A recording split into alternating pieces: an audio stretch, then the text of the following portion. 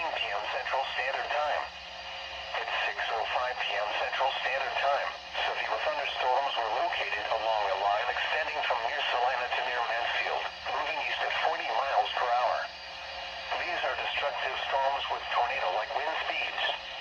Hazard, 80 miles per hour wind gusts. Source, radar indicated. Impact, flying debris will be dangerous to those caught without shelter.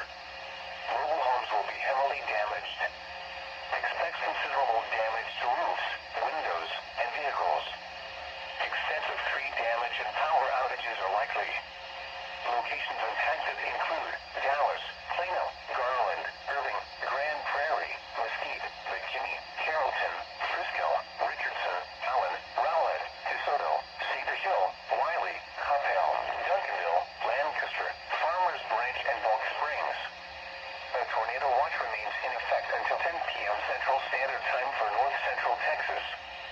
This is an extremely dangerous situation. These storms are producing widespread wind damage across parts of Denton and Tarrant counties.